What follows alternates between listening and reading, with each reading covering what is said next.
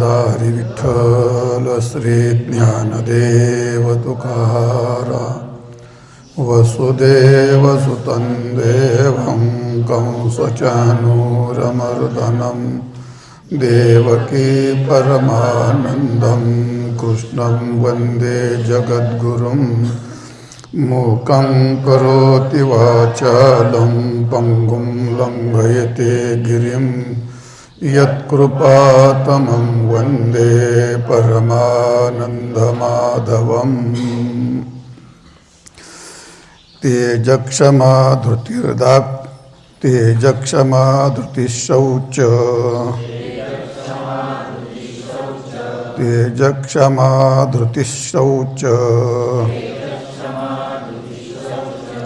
मद्रोहो नातिमानिता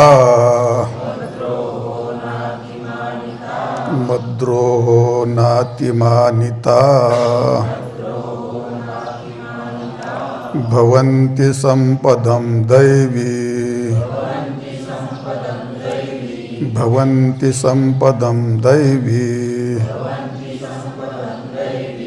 मभिजातस्य भारत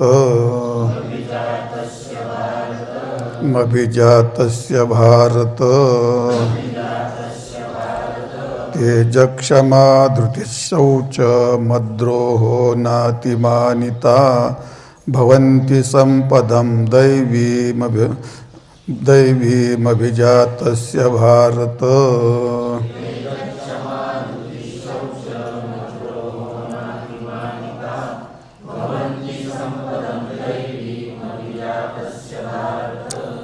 तेजः क्षमा धृतिः शौचम् आद्रोहा न अतिमानिता भवन्ति संपदं दैवीम अभिजातस्य भारत अशी पद आहेत. अर्थ सरळ आहे. तेज क्षमा धृती शौच आंतरबाह्य दोन प्रकारची शुची अद्रोहो म्हणजे कोणाचा द्रोह न करणे नातिमानिता प्रौढता अमान्यता नसणे अशी जी दैवी संपत्ती आहे हे अर्जुना, तर ही दैवी संपत्ती आहे. अशी दैवी संपत्ती अभिजातस्य भवन्ति. तर या ठिकाणी ही दैवी संपत्ती ज्याची आहे अभिजातस्य म्हणजे या ठिकाणी उत्पन्न असलेले पुरुषाचे लक्षण.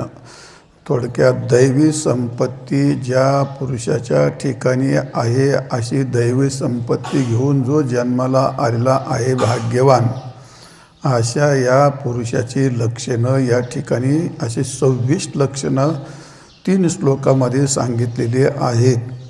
तर पहिल्या श्लोकापासून तर या 3 श्लोकामध्ये क्रमाक्रमाने आपण सर्व लक्षणं जमतील तेवढे चिंतन केले आहेत. आज या 3ऱ्या श्लोकामध्ये पहिलं लक्षण सांगितलेलं आहे, त्याच्याकडे तेज असतं. तर तेज असतं याचा अर्थ आपल्या सर्वांना तेज एकच गोष्ट माहीत आहे. तेज म्हणजे थोडक्यात प्रखरता. सूर्याच्या ठिकाणी काढून लय तिखट झालं का फार तेज आहे म्हणजे तेज याचा अर्थ म्हणजे प्रखरता. तेज याचा अर्थ उष्ण स्पर्श, अग्नी, सूर्य, तिखट असं जे काय असतं ते. तर ते शब्दाचा अर्थ आहे सारभूतता. त्याच्यापेक्षा तेज याचा अर्थ आहे सामर्थ्य विशेष प्रकारचं. म्हणजे थोडक्यामध्ये जसं झाड असतं आणि झाडाचं शेवटी जे त्याचं जे फल असतं तर त्या फलाच्या पुढे काय नसतं. तो त्याचं संपूर्ण तेज कशात येते त्या झाडाच्या फलामध्ये येतं. त्याला सार असं म्हणतात. तसं त्याला सार असं म्हणतात. आता सूर्य आपण किती वर्णन केलं तर त्याचा प्रश्न प्रकाशामुळे आहे ना. त्याचं तेज जे आहे ते प्रकाशात आहे. ते झाडाचं तेज जे आहे समग्र सामर्थ्याचं एकवटणं ते फलामध्ये असतं. मग काहींचं रूपात असतं, काहींचं फलामध्ये असतं, काहींचं काय म्हणतो चमकण्यामध्ये असतं. तर ते असो ते आहे. तो सामर्थ्य एवढा त्याचा अर्थ आहे. थोडक्यामध्ये जे दुसऱ्याकडून पराभूत होत नाही त्याला सामर्थ्य, त्याला तेज असं म्हणतात. आणि जे दुसऱ्याकडून पराभूत होतं त्याला तेज म्हणत नाहीत, म्हणून त्याला म्हणतात परा आविर्भाव सामर्थ्यम. तर दुसऱ्याकडून जो कधीही पराभूत होत नाही अशी शक्ती ज्याच्या ठिकाणी असते त्याला म्हणतात सामर्थ्य. पर आविर्भाव सामर्थ्यम किंवा अप्रतिहत आज्ञा. जसा एखादा राजा असतो, चक्रवर्ती राजा असतो, तर त्याची आज्ञा कोणी मोडीत नाही, ते अप्रतिहत, त्या आज्ञेला कोणी पराभूत करीत नाही. तरी अप्रतिभूत जी गोष्ट असते तर त्यातलं तेज म्हणतात. प्रत्येकाचं वेगळं वेगळं असतं, पण तेज म्हणजे त्याच्या शेवटची गोष्ट असते. तिसरं लक्षण असं केलं आहे, श्री बालकादी मूढैहि अनअविभाव्यम. म्हणजे थोडक्यात स्त्री असेल, मुलं असतील किंवा एखादी मूर्ख माणसं असतील, जो दुसऱ्याकडून कधीही पराभूत होत नाही, थोडक्यामध्ये तो त्यांच्या स्वाधीन होत नाही. तर ती एक व्यक्ती म्हणून आहे का ती गोष्ट नाही, त्या व्यक्तीतलं ते तेज आहे. त्या तेजामुळे त्या दुसऱ्या व्यक्तीकडून तो अभिभूत म्हणजे त्याच्या स्वाधीन होत नाही, त्यांच्याकडून तो जिंकल्या जात नाही. क्षत्रिय असतो, क्षत्रियाच्या ठिकाणी तेज शौर्य आपण म्हणतो. मग ते का, तो क्षत्रियाच्या ठिकाणी जे तेज असतं त्या तेजामुळे त्याला त्याला काय करतो, दुसरा काय म्हणतो आपण त्याला, मग त्याला त्याला पराजित करू शकत नाही, म्हणजे त्याला हरू शकत नाही ते.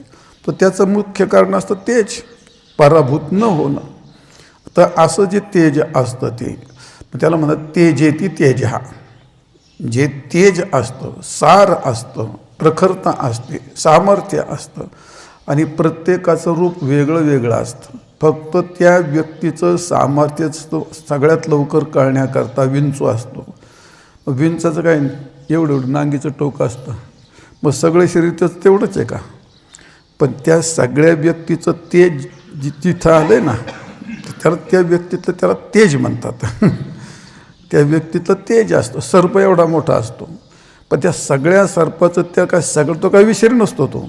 त्यात फक्त एक दात तो एक दात आहे ना, तो त्याला म्हणायचं तेज.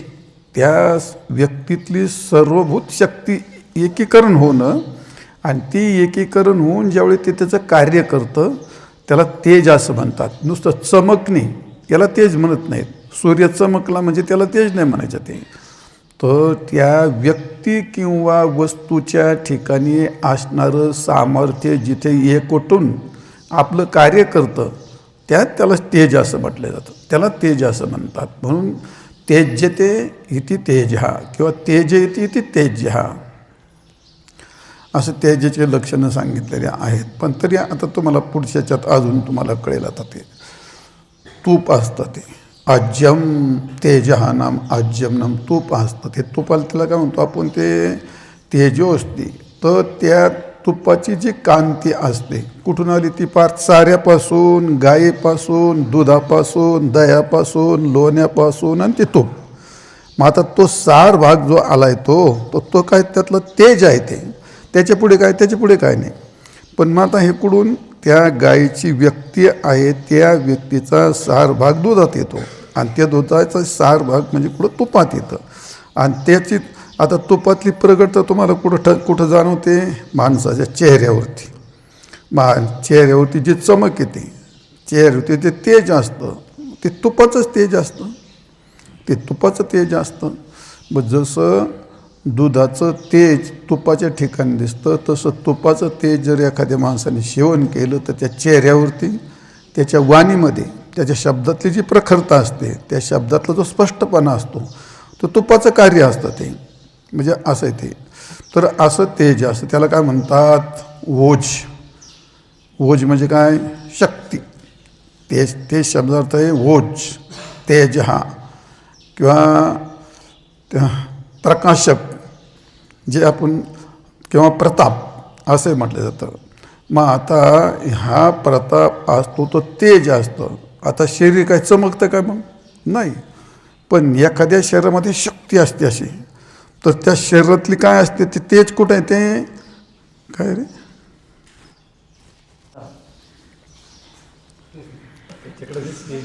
म्हणजे आणि मग तेच म्हणायचं होतं, त्या किड्यातलं एवढं तेज आहे. मग त्या कबीर महाराजांचा एक दोहा आहे, एवढा किडा जरी असला तर त्याला तुम्ही सामान्य समजू नका, तो तुमचा जीव घेऊ शकतो. जर काडीवर पाय पडला आणि त्या काडी जर अशी झाली आणि ते किडा जर उडून डोळ्यात गेला, केवढाही मनुष्य असला तर तो किडा त्याचा जीव घेऊ शकतो. त्यामुळे कोणाला सामान्य समजायच्या भानगडीत कधी पडायचं नाही. मुंगी एवढी असली तरी हातीन त्याला सामान्य समजायचं नाही, त्याच्याकडे तो पहिलं जागा फुकितो मग पुढे पाय टाकतो तो, कारण ती मुंगी पण त्याचा जीव घेऊ शकते. त्याच्यामुळे कोणाला कमी समजायचं नाही. समुद्र टिटीला काय ते काय एवढं पाखरू काय करते, पण त्या टिटीने पण समुद्र हरवलं होतं ते. तसं तुम्ही माझे फार नादी लावू नका व याचं काय करणार. चला जाऊ, विनोदाचा भाग सोडून द्या. तर असं असतं. मग शरीरातलं तेज शक्तीत असं दिसतं, इंद्रियातलं तेज. आता ते समजा त्या एक लहान पोरग असे यांच्या पोरासारखं त्यांनी पाहिलं ते डोंगर ठेवून शेळ्या चरत्यात. आता आपण किती डोळे बारीक करून पाहिजे झाडच दिसतं ना, तर शेळ्या कधी दिसायच्या त्या. मग ते काय इंद्रियातलं तेज आहे, इंद्रियातलं तेज. मग आता एखाद्या काही बारीक असलं ते जितकं वय वाढत गेलं तर ते इंद्रियातलं तेज कमी होतं. आणि लहान मुलांच्या त्या इंद्रियात तेज असतं, ते बारीक शब्द पण ऐकू शकतं, बारीक दिसू शकतं त्याला.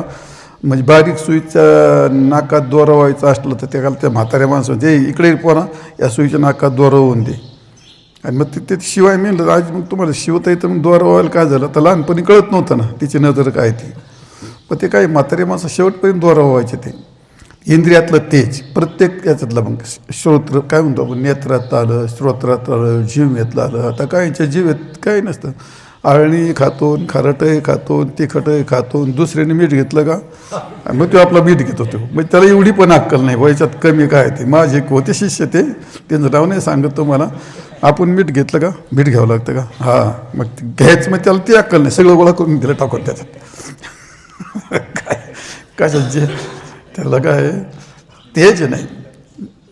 त्या रसन इंद्रियातलं तेज असतं, घ्राण इंद्रियातलं तेज असतं. आता तुम्हाला सगळ्याला फुलाचा वास येतो, मला आता नाकात घातलं तरी वास येत नाही. तर त्याचं काय होतं काय कळत नाही. ते म्हणजे ते भाग वेगळा आहे. प्रत्येक इंद्रियातली देवता जर कोपली तर ते इंद्रिय कमी होतं, किंवा ते एखाद्या इंद्रियातलं जर काय त्याला काय म्हणतो त्या ठिकाणी दूषित झालं तर ते तेज कमी होत असतं. मुद्दा एकच आहे, प्रत्येक जसं शरीरात तेज दिसतं तसं प्रत्येक इंद्रियातसुद्धा एक तेज असतं. म्हणजे याचा अर्थ शरीरातलं जे तेज वेगळं आहे तो शक्ती उचलू शकतो. म्हणजे काय डोळे काय शक्ती थोडीच उचलतात ते. तर शरीरातलं तेज वेगळं आणि इंद्रियातलं प्रत्येकाचं तेज वेगळं राहतं. असं इंद्रियातली गोष्ट राहते. त्याच्या पुढची गोष्ट बुद्धीचं तेज वेगळं असतं. मग जर तेज मानलं नाही बुद्धीमध्ये तर प्रत्येकाला बुद्धी सारखी असायला पाहिजे, प्रत्येकाला सगळं सारखं कळायला पाहिजे. पण काहींची सतेज असते, याला काय आपण मंद म्हणतो, काहींची प्रखर म्हणतो, असं त्याला आपण म्हणतो. म्हणजे बुद्धीतलं तेज वेगळं असतं, इंद्रियापेक्षा बुद्धीचं तेज वेगळं असतं. तसं त्या ठिकाणी विद्या असते, काहींच्या विद्येतलं तेज असतं. तो कोणाला वादामध्ये हरू शकतो किंवा कोणताही विषय त्याला ग्रहण होऊ शकतो. त्याला त्याचं ते विद्या ती त्याच्यातली प्रखरता त्याच्याकडे आली ती म्हणजे विद्येतलं तेज असतं. तसंच असतं थोडक्यामध्ये प्रत्येक व्यक्तीत प्रत्येक वस्तू जे सामर्थ्य असतं त्या सामर्थ्याचं नाव आहे तेज. समजलं असेल तुम्हाला आता. आणि म्हणून ती 3 प्रकारचं तेज असतं. ते काय पहिलं असतं ते आध्यात्मिक, आधिभौतिक आणि आधिदैविक. तर आध्यात्मिक कुठं असतं ते चक्षु नेत्रामधलं तेज असतं, त्याला आध्यात्मिक असं म्हणतात. रूपम, आता काही रूप असे अधिक असतात, ते कशी काही झाडं हे फुलं हे जे रूप असतं हे आधिभौतिकमधलं तेज आहे. मग काही फुलावरच येतो, पानावर पण असतं, मोराच्या अंगावर पण असतं. जे रूप म्हणून ज्याला म्हणतो आपण, रूप जे असं प्रखर रूप असतं त्या रूपाला म्हणतात आधिभौतिक तेज. आणि सूर्यदेवता असते, त्या सूर्याच्या ठिकाणची प्रखरता असते ते आधिदैविक तेज. आध्यात्मिक, आधिभौतिक आणि आधिदैविक. नेत्रातलं तेज हे आध्यात्मिक आहे सृष्टीच्या ठिकाणचे जे काही पदार्थ असतात त्याच्यावरचं जे चमक नाही, जे तेज आहे ते आदिभौतिक आहे. आणि सूर्याच्या ठिकाणी असणारं तेज ते आदिदैविक आहे. आध्यात्मिक, आदिभौतिक आणि आदिदैविक असं असतं तेज. हे तेज काय सांगितलं तर त्या साधकाच्या ठिकाणी असणारी जे गुण असतो तो तेज, भगवत प्राप्ती करता लागणारी शक्ती, लागणारी एकाग्रता, लागणारा निग्रह आग्रह ते त्याकरता तेज असावं लागतं. आणि म्हणून त्या ठिकाणी तेज हा असा पहिला गुण सांगितला. दुसरा क्षमा. क्षमा याचा अर्थ कोणी त्याच्यावर धोपाट्या घातल्या तर त्यांनी काय नाही केलं त्याचा मग तो तुला क्षमा करतो, आज त्याला क्षमा म्हणत नाहीत त्याला. मग क्षमा काय असते, हे एक तर याच्याकडे सामर्थ्यच नाही, शारीरिक सामर्थ्य नाही, सत्तेचं सामर्थ्य नाही, ना संपत्तीचं सामर्थ्य नाही, ना बुद्धीचं सामर्थ्य नाही. ज्याच्याकडे शारीरिक प्रबल आहे, त्या शरीराने तो समर्थ आहे, शरीराची शक्ती त्याच्याकडे भरपूर आहे, संपत्तीची शक्ती त्याच्याकडे आहे, दुसरी सत्तेची शक्ती त्याच्याकडे आहे, आणि बुद्धी विद्येची शक्ती पण त्या चार शक्त्या एकत्र असूनही आपल्यापेक्षा खूप छोटा असून जर त्यांनी आपला अपराध केला तर त्या कालात त्यांनी जर त्याला प्रतिकार नाही केला त्याला क्षमा असं म्हणतात. असं ते लक्षण करत असताना म्हणलं सत्यापी सामर्थ्ये परिभव हेतुम प्रतिक्रोध अनुपत्तीही, म्हणजे स्वतःच्या ठिकाणी सर्व सामर्थ्य असतानाही परभव हेतू प्रथम, म्हणजे आपल्याला त्याने काय म्हणतो आपल्यावर त्यांनी ते शक्ती चालवली, आपलं सगळं हिरावून घेतलं त्यांनी. असं असलं तरी क्रोधस्य अनुपपत्ती, तर तो क्रोध उत्पन्न न होणं. आता इतकं बारीक आहे हे कळण्याकरता. काय बारीक आहे, तो शांत बसला म्हणजे त्याला क्षमा केली असं झालं का? ते क्षमेचं रूप तिथं होत नाही. एक तर त्याच्याकडे सगळं सामर्थ्य पाहिजे. क्षमा ही नेहमी अपराधाची आकांक्षा करते. क्षमा ही नेहमी अपराधाची आकांक्षा करते. आता एखादा माणूस मस्त कोणी असला आपण त्याला क्षमा करून टाक, पण त्याने तुझा अपराधच नाही केला ना. अपराध केला, अपराध व्हावा लागतो, हा समर्थ असावा लागतो. ह्या दोघापेक्षा तिसरी गोष्ट अशी आहे क्रोधस्य अनुपपत्ती. तुम्ही आता जर या माणसावर 2 ठोके टाकली, याला काही जर शिक्षा केली तर लोकात आपली चव जाईल म्हणतो काय गप बसतो. मग त्याला तर क्षमेचं रूप येतं काय?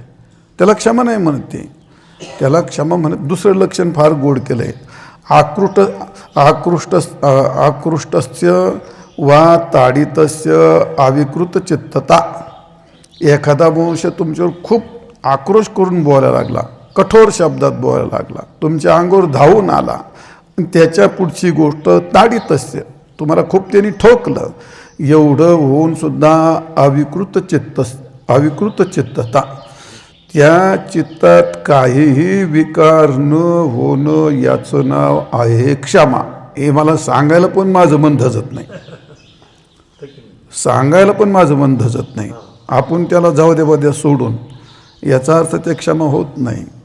ज्या कालामध्ये त्या विश्वामित्राचं आणि वशिष्ठांचं जे भांडण होतं, फार प्रखर भांडण होतं ते, तर त्या विश्वामित्राने वशिष्ठाची 1 नाही 2 नाही 100 मुलं मारली. 100 मुलं मारली. मग 100 मारली. तो कल्माश नावाचा राजा होता आणि त्या राजाच्या शरीरात विश्वामित्राने प्रवेश केला आणि त्याला सांगितलं हे सगळे मुलं मारून टाकायचे. आणि मग तो कल्माश राजा चालला आणि तो वशिष्ठाच्या थोरल्या मुलाचं नाव शक्ती होतं. तो शक्ती तिकून येत होता आणि शक्ती तिकून आल्याच्या नंतर रस्ता एवढा होता छोटा, भिजलेला घसरणारा रस्ता. हा राजा आला, तो सरक बाजूला, ए जोगड्या बाजू सरक, मला रस्ता सोड. तो म्हणतो बाजूला सरक, तू माझा रस्ता सोड, मी ऋषी मुनी, तू बाजूला सरक. दोघाचा झगडा सुरू झाला आणि झगडा सुरू झाल्यानंतर त्या शक्ती म्हणून त्याला शाप देऊन टाकला. त्याला शाप दिल्यानंतर तो त्याच्यात राक्षस घुसला होता ना, तर राक्षस घुसल्यानंतर त्याने राक्षसाचं रूप होतं त्याला लगेच खाऊन टाकलं. आणि खाऊन टाकल्यानंतर आता किती, 1 नाही 2 नाही 3, 100 मुलं खाल्ले, 100 मुलं ठार केले. आणि मग शेवटी एके दिवशी वशिष्ठ असे चालले असताना पाठीमागून त्याची दृश्यंती नावाची सून येत होती. आणि ते पुढे चालले तर पाठीमागून त्यांना काय आवाज आला वेद घोकल्याचा. आणि ते थांबले वळून पाहिलं. ते म्हणे कोण करतो? ते म्हणे मी तुमची सून आहे म्हणे. मग त्यांना खूप आनंद वाटला. ते म्हणे 12 वर्षापासून तुमचा वंश, तुमचा नाव तो माझ्या पोटात आहे, तो वेदाध्ययन करतो म्हणे. बरं झालं, मला वाटलं माझी सगळी परंपरा खंडित झाली, मला तेवढंच दुःख वाटत होतं. पण मग एवढं झालं तरीसुद्धा फक्त वाद कशाचा होता? वशिष्ठाने मला ब्रह्मऋषी म्हणावं. आणि विश्वामित्र आपलं वशिष्ठ त्याला काय म्हणजे या राजऋषी, या राजऋषी, ते राजाच म्हणायचे त्याला, तो ब्रह्मऋषी नव्हता. एवढं सगळं करून एके दिवशी विश्वामित्र याचा काटा काढितो म्हणले, याला काय ठेवीत नाही. आणि मग त्यांच्या आश्रमात असताना विश्वामित्राने त्यांना ठार मारायचं ठरवलं. हा आले तसं गेल्या आश्रमात लपून छपून मनुष्य द्वेषाच्या पायी कुठपर्यंत जाऊन पोहोचतो हे एक मोठं उदाहरण आहे माणसाला. बरं ती काय माणसं सामान्य आहेत का? ती माणसं ज्यांच्यावरती पुराण लिहिले गेलेत, जगविख्यात माणसं आहेत. विश्वामित्र सृष्टीवर प्रतिसृष्टी करणारा आहे तो. अशी माणसं द्वेषाने माणसं पछडल्याच्या नंतर कोणत्या थराला जातात. गेला तो आणि मग आता शस्त्र घ्यायचे, तर मग आता शस्त्राने मारायचं ते काही जमलं नाही तिथे. आणि मग ते असे शस्त्रांचे वर गेले आणि त्यांच्या डोक्यात दगड टाकायला आली असं सांगितलं जातं ते. पण पौर्णिमेची रात्र होती आणि चांदणं पडलं होतं. आणि चांदणं पडलं तर वशिष्ठ बसले असे बाहेर आणि आपली त्या अरुंधतीला सांगत होते, अरुंधती कायाचं चांदणं स्वच्छ पडलं आहे, इतकी स्वच्छता जसं काय माझ्या विश्वामित्राची तपश्चर्या येते. त्या विश्वामित्राने असं ऐकलं महाराज, ते डोक्याचा दगड खाली टाकला आणि साष्टांग दंडवत घातले होते. ते म्हणले उठा ब्रह्मऋषी. हे म्हणत मला त्यावेळीच मागं म्हणलं असतं तर काय आले एवढे पोर बाहेर. पण तो इतका अहंकार धरून बसला होता ना, त्यामुळे ब्रह्मऋषी म्हणण्याची पात्रता नव्हती. मुद्दा तो नाही सांगायचा. अभिकृत चित्तता, 100 मुलं मारूनही त्या चित्तात विकलता निर्माणच नाही झाली, त्याला क्षमा असं म्हणतात. असं आहे. मग तुम्ही गप्प बसले, सामर्थ्य आहे, एखाद्याने अपराध केला, तुम्ही शांत बसले, त्यात अनेक पैलू असू शकतात. लोक लाजेने, लोक मला काय, याला जर आपण काही शिक्षा जर केली, लोक काय म्हणते ना आपल्याला, त्या गरीबाला वगैरे ते केलं, किंवा पण एखादं कोणी असतं, मग पशु पक्षी वगैरे ही सगळी गोष्ट असते, कोणी अपराध करू शकतं आपला. पण त्या कितीही अपराध झाले तरीसुद्धा चित्तात येत किंचितही विकलता निर्माण न होणं, विकृतता निर्माण न होणं, त्याचं नाव आहे क्षमा. ही गोष्ट आता सांगायलाच भयंकर अवघड जाते. असं ते न कुप्यती नवा हंती सा क्षमा परिकीर्तित. जो कधी अपराध केल्यानंतर न कुप्यती, जो कधी त्याला रागच येत नाही, वा नवा हंती, जो हान्य शब्दाचा ना मार ना क्रियेचा मार देत नाही, अशी त्याला जी वृत्ती असते त्याला क्षमा असं म्हणतात. न कुप्यती नवहंती क्षमा इति परिकीर्तिता. अशी वृत्ती असते, त्या वृत्तीला क्षमा असं म्हटलं जातं. अदुष्टैहि वाङ्मन कायैहि तितिक्षुः क्षमा स्मृता. तर क्षमेच्या बाबतीत सुद्धा 3 रूपं सांगितलेली आहेत. जर प्रसंग आला तर मनुष्य वाणीने सुद्धा काय करतो, त्याला शिक्षा करू शकतो. शब्दाने फार मोठी त्याचं जेवही घेऊ शकतो तो. वाणी शब्दाने पण होऊ शकते, किंवा मनाने त्याचं वाईट चिंतन करतो, असेल आलं तुझं वाटलं होईल, म्हणजे ते काय क्षमा झाली का ते. आणि काय म्हणजे क्रिया पण करू शकतो. तर तिन्ही दृष्टीने तितिक्षुः वाङ्मन कायैहि तितिक्षु क्षमा स्मृता. म्हणजे या इतक्या सगळ्या दृष्टीने हे सहनच करायचं आहे. इतकं एवढी सहनशीलता, अपराध घडला तरी त्या अपराधाची किंचित वृत्तीवरती त्याचा परिणाम होऊ नये अशी सहनशीलता, त्या सहनशीलतेचं नाव आहे क्षमा. बरं झालं, मला वाटतं कवर सांगावं ते आता. क्षमेची गोष्ट आहे. थोडक्यात अपराध केल्यानंतर त्या अपराध आहे आणि त्याला शिक्षा करावी, या दोन दृष्टीत. अपराध केला अशी इच्छा आणि त्याला शिक्षा करावी अशी इच्छाच उत्पन्न न होणं, त्याचं नाव आहे क्षमा. आता एवढं सांगितलं, ती क्षमा आपल्याच गळ्यात बसायला बसली, एका दिवशी गळ्यात येऊन पडून. आणि तुम्ही लई क्षमा सांगितलं तुम्हाला तेवढं. तर अशी गोष्ट असली तर कशी काय गोष्ट शक्य व्हायचं आहे. मी तर का त्याच्या पहिली कानमागं ठेवून देईल, त्याच्या पहिली कानमागं ठेवून देईल. मग आता ही जर क्षमा करायची असेल तर ती क्षमा करायची तू करा. ते वारकरी संप्रदाय तर याच्यापेक्षा लई वेगळं आहे. रात्रंदिवस महायुद्धाचा प्रसंग. भले झाले काय भले देव काशीची लंगोटी, नाठळाच्या माठी हानुकाठी. आता हे क्षमेचं कसं काय लावा तिथं. तुकाराम महाराज म्हणले, भुंक तिथे द्यावे भुंको, आपण नये त्याचे शेको. जे कोणी कुत्र्यासारखे भोक देत ना ते भोकूया, आपण काय त्याचं शेकायचं नाही म्हणले. त्याचं कारण काय आहे, आपण त्याचं शेको. मन एक गोष्ट काय आहे, होईल तैसे बळ आणि फजित करावे ते खळ. तुम्हाला ज्यावेळी जो प्रसंग येईल ना त्या खळाला सोडायचं नाही म्हणले. ते होईल तैसे बळ आणि फजित करावे ते खळ. तो का म्हणे त्याचे पाप नाही ताडणाचे, निबाड ठोकून काढायचा म्हणले तो. आता त्या क्षमेला कुठं जोडावं तिथं.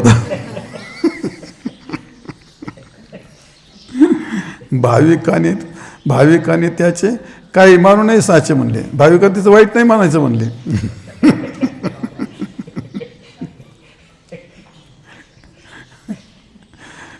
क्षमा. मग त्या क्षमेची तो नंतर सांगणार तुमच्या ते नेमकं काय म्हणायचं. तर क्षमा अशी असते. क्षमेची एवढी गोष्ट असते, जो क्षमावान असतो, ज्याला क्षमेचं शस्त्र सापडलेलं आहे, त्याची ब्रह्मलोकामध्ये सर्व देव थोडक्यात ब्रह्मलोकातील देवाकडून तो सगळा पूजित होतो, असं कोशामध्ये वर्णन केलं आहे. क्षमेची गोष्ट अशी असते. म्हणजे काय आहे तर क्षमा हा एक मानसिक भाव आहे. तो काय आपल्याला हाताने डोळ्याने दिसणारा मानसिक भाव आहे. आणि मग इंद्रियाचं दमन केल्याशिवाय क्षमा आपल्याला सांगता येणार नाही. म्हणजे थोडक्यात अत्यंत सहनशीलतेचं टोक क्षमा ही नेहमी अपराधाची अपेक्षा करीत असते. तो असो, मग क्षमेला एवढा मोठा दर्जा दिला.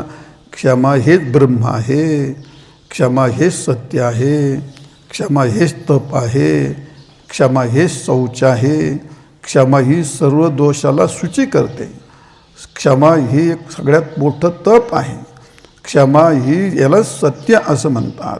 आणि क्षमा धृती जगत. थोडक्यात त्या क्षमेत एवढी ताकद असते तर संपूर्ण जगाला धारण करण्याची शक्ती असते क्षमेमध्ये. असं हे क्षमेचं रूप आहे. मग आता अर्जुनाला युद्धावरती तिथं काय म्हणलं ते, अंतवंते मे देहा नित्य शोकता शरीरिना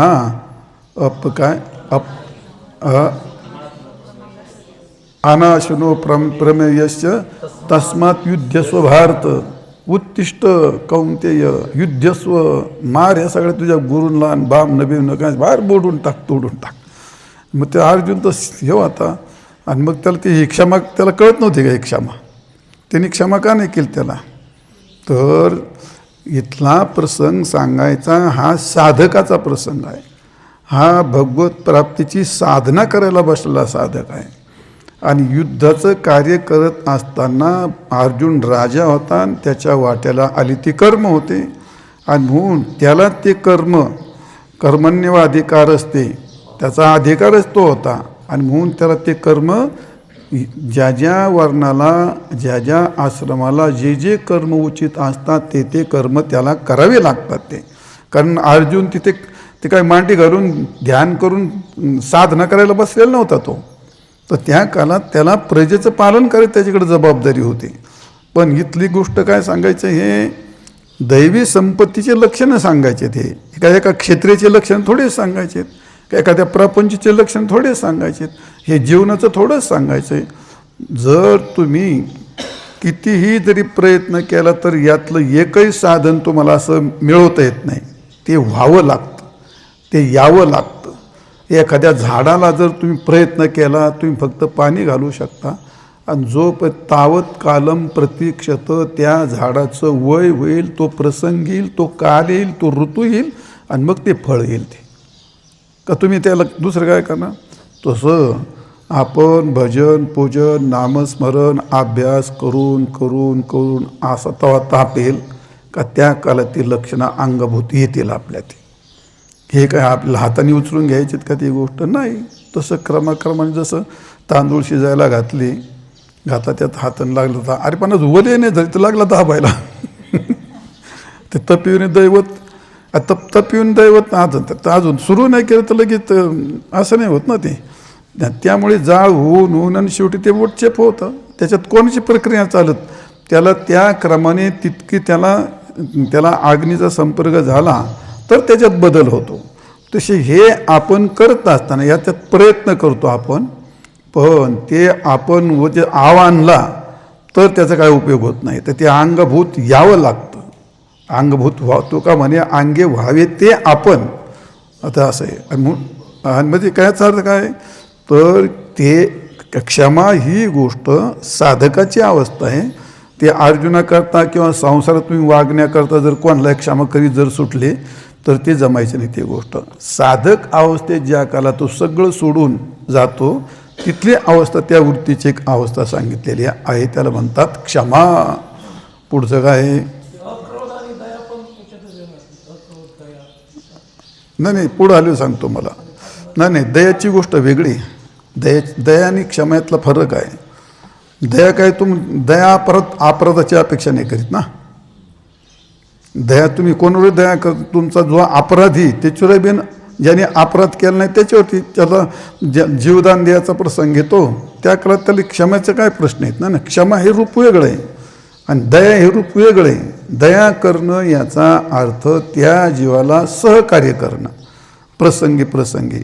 मग ते कोण आहे कसं आहे त्या काळात काय नव्हतं ते. थोडक्यात त्याला त्याची पीडा दूर करणे. दया शब्दाचा अर्थ सर्व त्याच्या वृत्तीत करुणा असते आणि त्या प्राणी मात्राच्या ठिकाणी असणारं दुःख, त्या दुःखाच्या निवृत्ती करता येणं केन प्रकाराने, कोणत्याही प्रकाराने त्याची पीडा दूर करणं याला दया असं म्हणतात. आणि क्षमेची ती गोष्ट येतच नाही. क्षमेत करायचं काय नाही. क्षमेत काय नाही करायचं. जितकं तुम्ही गप बसाल तितकं त्याला क्षमा म्हणतात. तुम्ही जर काय करायला गेलं ते क्षमेचं नसून जाईल सगळं. क्षमेचं सगळं त्याचं सगळं बिघडून जाईल. क्षमेचं काय केलं तुम्ही फक्त गप्प बसणे त्यालाच क्षमा असं म्हणतात. ते क्षम पुढे काय? धृती. हे तर धृती म्हणजे धैर्य. धैर्य याचा अर्थ धीरस्य भाव हा धैर्यम, स्थिरता. स्थिरता कोणताही प्रसंग आला तरी त्याचं धैर्य म्हणजे स्थिरता, त्याची सुटता कामा नये. म्हणजे किती विक्षेप झाला तरी सुद्धा किती विक्षेप झाला तरी त्या देहामध्ये इंद्रियामध्ये चंचलता प्राप्त न होणं याला म्हणतात धैर्य. धीर गंभीर. काय होतं, एखादं भयंकर संकट येतं, एखादं भयंकर मोठं दुःख होतं किंवा दुःख होतं, भय येतं, संकट येतं आणि त्या कालामध्ये माणसाचं चित्त काय होतं, विचलित होतं. आणि ते विचलित न होणं, अविचलितता, त्याला म्हणतात धैर्य. धैर्य असं धैर्याची परीक्षा कधी आणि कुठेही होत नाही. तर धैर्याची परीक्षा कुठं होते, जर आता काही प्रसंग आला तर त्या शरीराच्या ठिकाणी स्थिरता, कोणत्याही शरीराच्या ठिकाणी स्थिरता राहत नाही. माझी तर बिलकुल नाही राहायची. आपल्याकडे धैर्यच नाही. तुम्ही कोणी काय म्हणतात, आपल्याकडे धैर्यच नाही. ती गोष्ट धीरता ही गोष्ट एक स्वतंत्र असते. ती गोष्ट असे. या काळात पांडव हे अज्ञातवासात होते आणि त्या विराट राजाच्या घरी राहत होते. विराटाच्या घरी राहत असताना प्रत्येकजण वेगळे काम करत होते. भीमदादा आचार्याचं काम करत होता आणि ते द्रौपदी सैरंद्री म्हणून तिथं दासीचं काम करत होते. आणि अर्जुनाचं काम काय होतं? भृन्नडा होता तो, आणि त्या मुलींना नृत्य शिकवत होता तो. नृत्य शिकवायचं, वाजायचं वगैरे ते असं त्या रंगशाळेमध्ये तर त्या सगळ्या मुलीच त्याच्या भोवतीने शिकवत असतो. आणि ते विराट राजा कुठंतरी बाहेर दौऱ्यावर गेला आणि त्या कौरवांनी विराट राजाच्या नगरीवरती आक्रमण केलं.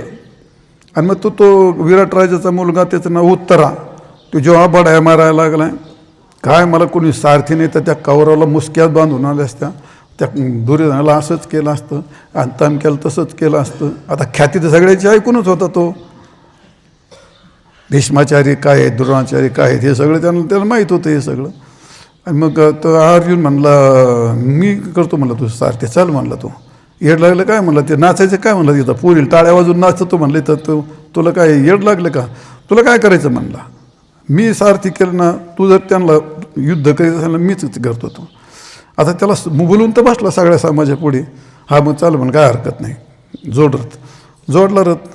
आणि ते जेव्हा ते भृन्नडा रथ चालवलं त्याच्याकडं पाहतं, आलं काय हे भृन्नडा आहे का, काय कसं करत असतं एवढं, नवीनच सारथी बा. घ्यायला तो तिथं पाहिलं आणि ते कौरवाचं सैर्य जेव्हा ते दुर्योधन आणि भीष्माचार्य, ते भीष्माचार्याची ख्याती काय ती, त्या पाहिल्यानंतर तो असा गडबडतो तो मग त्या याच्यावरून रथवून खाली उडी टाकून पळायला लागला. आता अर्जुनाला मोठी पंचायत झाली, याला धरू काय तसं युद्ध करू. तर गंमत अशी, अर्जुनाने रथ उभा केला, पळत गेला आणि त्याला उचलला आणला, त्या रथात घातला. तो उड्या खाली उडी टाकून पळायचा. त्याने काही त्याला बांधून टाकलं, पायाखाली दाबून धरलं. एका हाताने रथ आणि एका हाताने युद्ध. त्या काळात ते सगळे कौरवांच्या मुसक्या आवडल्या होत्या. त्या काळात अर्जुनाची गोष्ट मुद्दा सांगायचा आहे. त्याचं धैर्य शब्दापर्यंत जेव्हा तिथं ते सैन्य पाहिलं, तो गर्भगळी झाला. कोण? उत्तरा. धैर्य होलं का तिथं? ते नाही. धैर्य कधी? मग ते संकट भय. वाघ काय करतो रे, काय माणसाच्या अंगोरीत काय ती, हे काय आपल्या हातात काठी, तुला काय करायचं, चल. मी रोज ते बडाय करतो, त्याने वाघ ते अंगोरीत काय, चल. इथं लय लोक रोज म्हणते वाघ आला, ते रोज स्पीकरमध्ये सांगतात वाघ आला. ऐकून मला लोक होते, तिकडं नको जाऊ बरं का, वाघ आहे. आता बरं म्हणलं तर आता मला बघ येते तिकडं त्या ओतूरच्या तिकडं ते लोक आहेत ना, ते अकोल्याकडं त्या सगळ्या बाया फिरतात. तर ते त्यांचं मी ऐकलेलं आहे. ते आपण उभा माणूस असला आणि त्याच्यावरनं झडप घालीत. माणूस त्याच्या खाली असला तर त्याच्या लेवलला जर असलं तर झडप घालतं ते, असं त्याच्यावर वर असलं तर झडप नाही घालीत. आणि आता जर आपल्या काठी बिठी असली ना, आम्ही रात्री जातो म्हणजे तिथून ती बदगी वगैरे खाली ओतूरला डोंगरात जाणारी माणसं, ते आम्हाला काय नाही वाटत. म्हणजे ते काय ना, वाघ आपल्याजवळच काठी येत ना, 2-3 जण येतात, पण काय ते अंगोर येतं ते, असं झालं. पण जर त्यांनी इकून झाडातून जर उडी टाकली असती पुढं, अजून टाकली नाही म्हणा, पण जर ती नुसती उडी जरी टाकली, उडी टाकायचं लांबच राहू द्या, असा लांब पाहिला ते नुसती गर्जना जरी केली ना, काय होईल ते आता मला पण नाही सांगता येत. एकदा आम्ही कार्यक्रम करून आलो तिकून, काय राहुरीला कुठं गेला असं कडकं, आणि आलो त्या रेल्वे पट्टा आहे ना, त्या रेल्वे पट्टा ओलांडायचं त्याच्या पाठीमागं थोडंसं सरांच्या घरात थोडंसं पुढं ते दूध डेअरी नाही का ती, आणि मग तिथं आलो, त्या पोलोच पुढे आलो, आणि तो वाघ असं एकूण निघाला तिकडं तर गावाकडं तुमच्या, असा मस्त डुलत चालला, पिन गुण काय तो त्या पाय ना, पण कोणाला किंमत पण नाही देत तो. आणि मग तिथून असे पुढे गेला आणि तिथं पुढं छोटंसं धरण रोडच्या कडेला असं, बस त्यात धरण उभं राहायला, असं मागं पाहायचा पुढं पाहायचा. आतमध्ये गाडीमध्ये पार गडबडून गेलो मी. मग सफारी होती त्या काळात. आता सफारीत ते काय करी, म्हणजे फार एवढं नाही गडबडलो, पण मी ती भीती तर तयार झाली ना. मग तो महेश होता माझा जोडदार, तर ते सरपंचाचा फोन होता, सरपंचाला फोन केला आम्ही, कारण सगळे लोक दारे धरत होते, बॅटऱ्या दिसत होत्या मला. रात्री 1:30 वाजली होती बघा ती. आणि मग अशा काळाला मग ते फोन केला तर ते लगेच उचलत आवडतो, जर दारे धरीत होता तो निघा इथं असा वाघ आलाय होऊन, ते लोकाला सांगा म्हणजे बरं सांगितलं म्हणले. त्याच्या 2-4 दिवसपासून त्याचा आरोळ चालला आहे, मी लोकाला सांगतो म्हणले. ते असं वाघ पाहिल्यानंतर काय होतं ते असं कशाला सांगितलं तुम्हाला, धैर्याची परीक्षा कुठं असते, भय. हो, एखादं भय वाटलं, प्राणाचं हरण करेल इतकं भय वाटलं, उगाच भय म्हणजे मुंगी अंघोळ चढली त्याला भय वाटलं तसं नाही. ते प्राणाचं हरण करेल असं भय वाटलं, प्राण हरविलं असं संकट आलं. आणि अशा संकटात, अशा भयात किंवा अशा दुःखामध्ये त्या चित्ताची अविचलता, त्या चित्तामध्ये काही हालचाल होऊ नये त्याला म्हणतात धैर्य. विकार हेतो सती विक्रियन्ते एषां चेतांश सैव धीरहा. म्हणजे याचा अर्थ इंद्रिय असतात, मग माणसाचं धैर्य कधी काम, क्रोध आणि लोभ हे असतात. मग काम, क्रोध काय कुठे निर्माण होतात काय माणसाचे? डोंगरात जाऊन बसला आणि त्याला काम आणि क्रोध, काम क्रोध कसं काय? मग सुंदर वनिता जो दृष्टी नाही देखील बापा, सुंदर स्त्री डोळ्यापुढे एकांतात पाहावी आणि मग तो काम, किंवा एखादा भयंकर तुम्हाला शत्रू म्हणून समोराला मारायला आणि मग त्या काळात तो क्रोध, भयंकर मोलाची वस्तू आहे ती तुम्हाला घ्या, त्या काळातलं ते तुमचा लोभ. मग या कालामध्ये ती जी ती वस्तू घेणं मग त्या काळात ती वृत्ती ती लोभाची काय झाली, ते तिथं धीरता राहिली पाहिजे का नाही? कामाची, क्रोधाची समोर त्याचे विषय प्रखरतेने उभे राहिल्याच्या नंतर त्याच चित्तामध्ये तुम्ही वापरा नका वापरू, तुम्ही ती वस्तू घ्या नका घेऊ, पण त्याबद्दल तुमची जी वृत्तीतली हालचाल होईल ते धैर्य नाही त्याचं. ते आपल्याला त्याचा काय विषय नाही. म्हणजे एखादं काय पुढे वाघ आला तर त्याचं काय, त्याचं धैर्य असतं ना, ते धैर्य वृत्तीत हालचाल झाली ना, अविचलता. स्त्री आली तुमच्या वृत्तीत जर अविचलता झाली, वाघ समोर आला जर वृत्तीत अविचलता झाली, म्हणजे जर काम, क्रोध आणि लोभ हे माणसाला विचलित करतात, सगळे दोष करतात. मग अशा काळातही अविचलित राहणं याचं नाव आहे धैर्य. समजलं? विकार हेतो सती विक्रियन्ते. विकाराचे साधना असावेत, तुमची इंद्रिय सज्जा असावेत, आणि मग अशा कालामध्ये सती विक्रियन्ते येशान चेतांशी सैव धीरहा. ज्याचं चित्त, ज्याचं अंतकरण विकृत होत नाही त्याला म्हणतात धीर आणि धैर्य. चला, लय झालं आता. धैर्यम पुढे आलं शौच. शुचिता ही दोन प्रकारची असते, बाह्य शुची आणि आंतरशुची. तिथं बाह्य शुचीचं फार घेण्याचं कारण नाही, कारण हे सगळे लक्षणं आहेत हे कुठले, ते वृत्तीचे आहेत. हे आंतरलिंग शरीराचा विषय चालला आहे.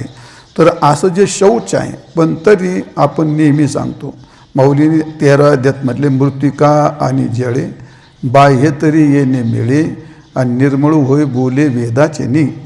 असं आहे. म्हणजे वारुळाची माती आणि काय मृत्तिका आणि जळे.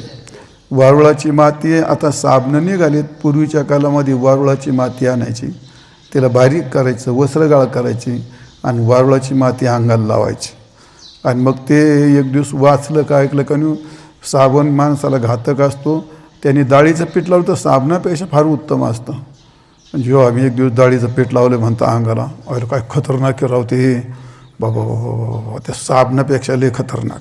असं अंग सोली त्यांनी, एवढं अंग तडकलं माझं तिने, हो तिने पाठवाच्या कोडीच करून टाकली माझी.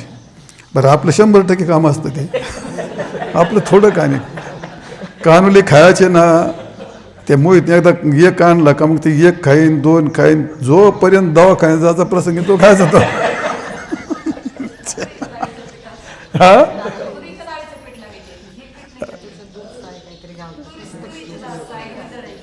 तुरी डाळ असते का ती? बरं, तर पुढची तुरी डाळ 100%.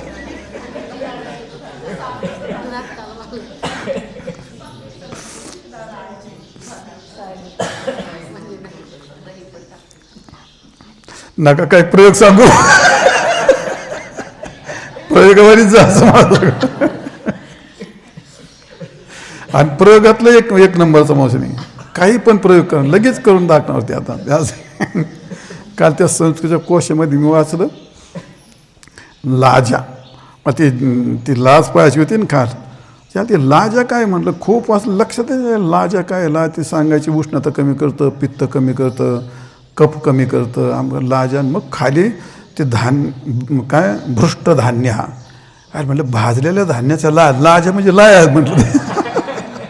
जेव्हा त्याचे गुण वाचलेत का, त्या लाया अशा ते माणसाचं पित्त कमी करतात कप कमी करतात, अंगाचा दाह कमी करतात. त्या लायांचं एवढं महत्त्व सांगितलं. ते काल ती आमटी आवट्याची मुलगी हे म्हणलं तुला थोडासा वेळ असला तर मला लाय करून दे. ते म्हणे बरं बरं बरं. आता ते मग वाचलं काल त्या लाय आणणार ते एवढ्या खाणार त्याने काहीतरी नाड्यात कुठं फसली बिसली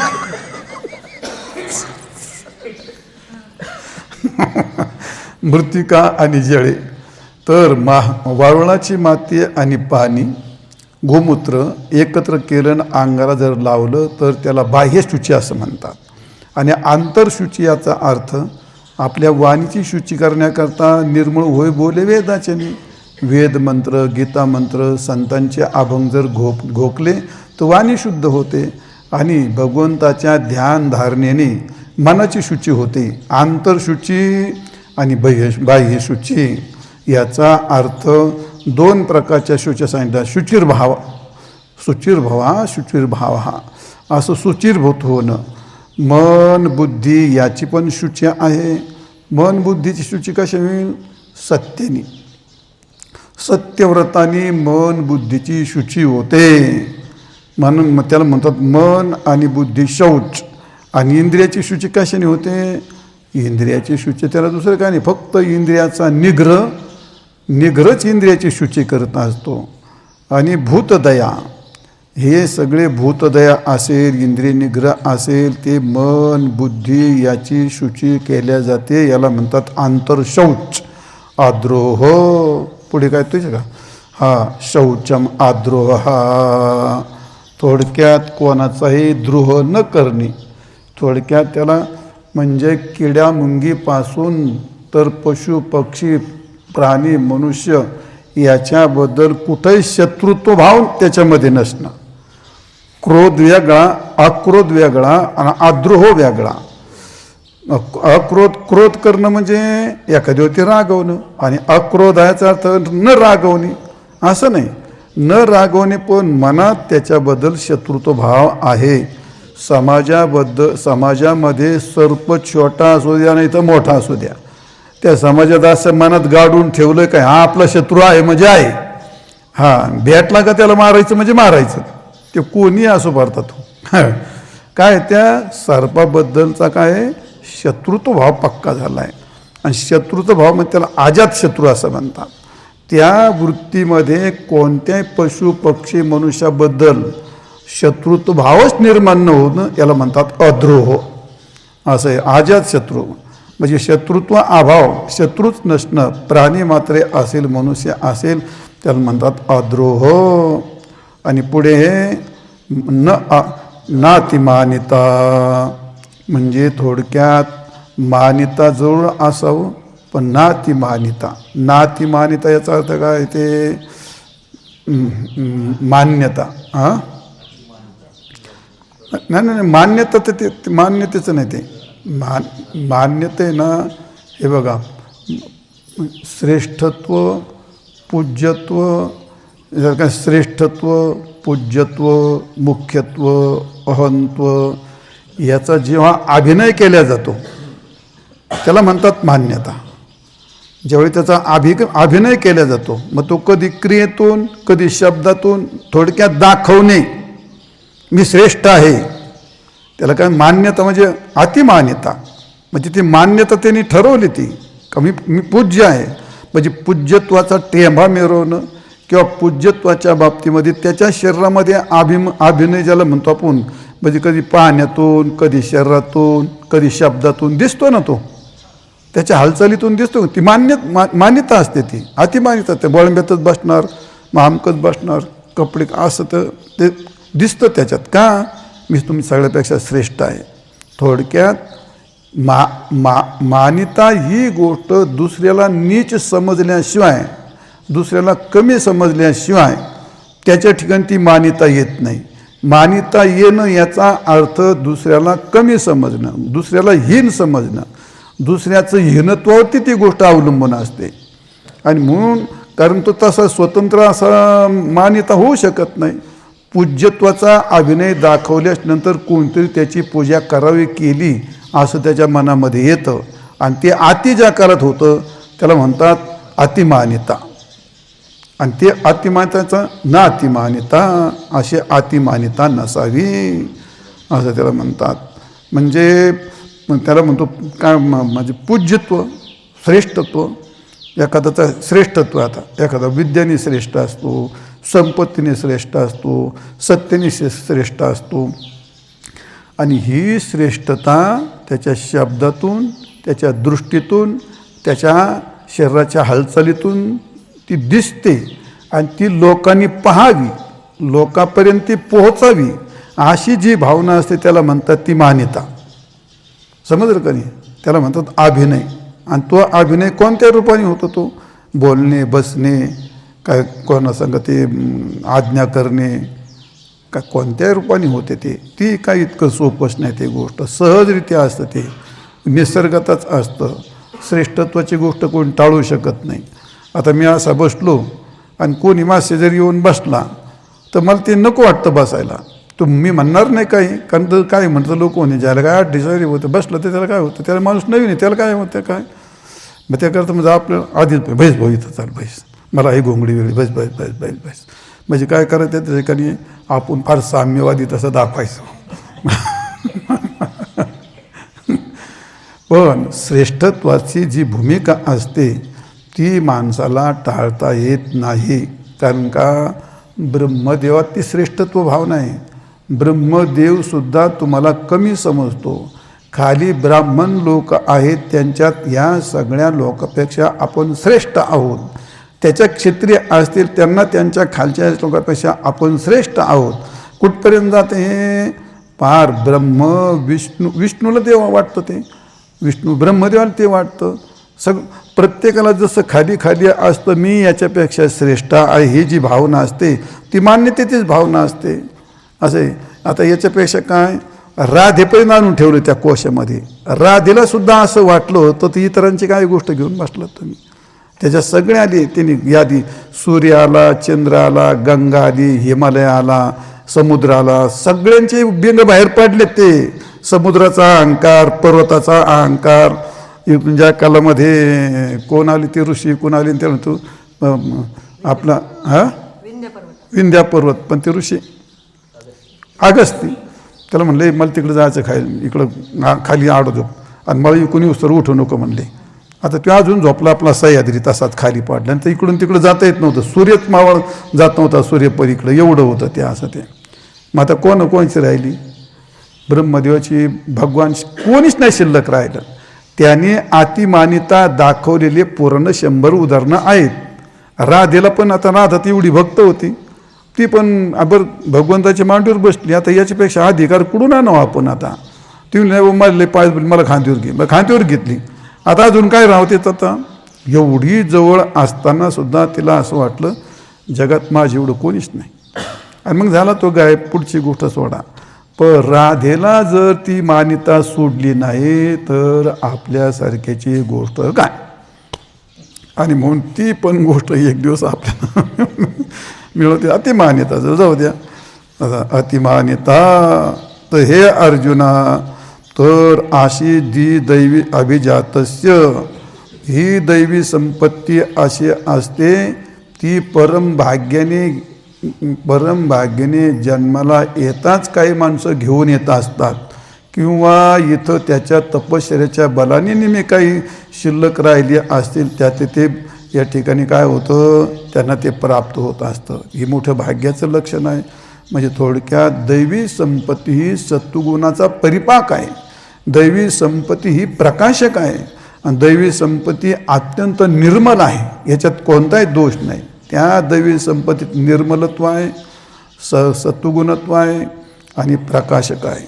जीवाचा उद्धार करण्याकरता ही दैवी संपत्ती अत्यंत महत्त्वाची मानलेली आहे. आणि म्हणून असे ते दैवी संपत्तीचं जे रूप सांगितलं एकूण 3 श्लोकामध्ये, आणि 26 गुण सांगितलेत. ही 26 गुण हे संत पुरुषाची लक्षणं आहेत. आणि म्हणून सिद्धस्य लक्षणाने साधकस्य साधनाने, सिद्धांची जी लक्षणं असतात ती साधकाची साधनं असतात. सिद्धांचं हे स्वरूप आहे, संतांचं हे स्वरूपच आहे, आणि आपली मात्र ती साधना आहेत. अशी दैवी संपत्ती परमार्थाकरता गरजेची असते म्हणून खूप विस्तारपूर्वक सांगितलं आपल्याला तिची गरज आहे म्हणून. असो, असे 26 लक्षणं सांगून झाली आहेत. वेळ संपली. मग ते आता पुढचा जो पाठ आहे तो आता आसुरी संपत्तीचा पाठ आहे.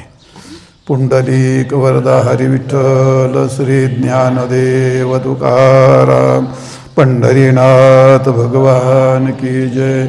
माऊली ज्ञानेश्वर महाराज की जय. जगद्गुरु तुकाराम महाराज की. रामेश्वर भगवान की जय.